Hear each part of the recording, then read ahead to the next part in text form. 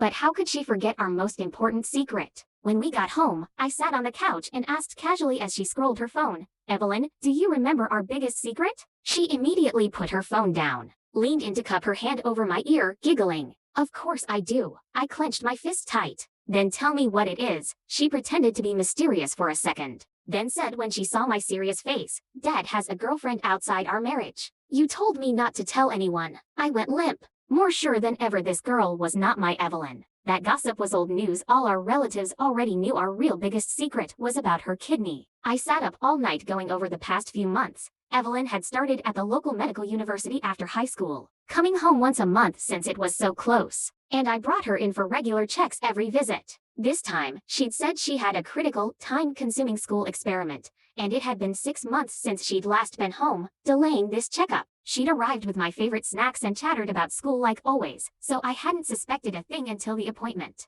The next morning, she appeared in a brand new athletic set, tugging me toward the door for a morning run. I did love morning runs, and Evelyn always tagged along when she was home. But she never actually ran. She always rode her electric scooter alongside the path or waited for me at the finish line. Because I'd warned her strenuous running was too risky with her single kidney, this girl challenged me to a race and took off sprinting, never knowing my real daughter would never run with me. I didn't confront her, scared I'd put the real Evelyn in danger. That evening, her birthday, I made a meal and bought a cake, and spotted the diamond bracelet I'd saved for months to buy her for 18. Its stones looked recently reset, with one clearly missing. I snuck out to call her best friend Charlotte, but a hostile man answered saying Charlotte had gone abroad and to stop calling. I called her advisor, who said Evelyn had taken 2 weeks leave for an experiment at the remote Singularity Lab on the North Mountain, and hadn't been back to class since. I left a note pretending to leave for a work trip, drove 3 hours to the mountain, hiked 2 hours up to the overgrown, rusted-shut lab,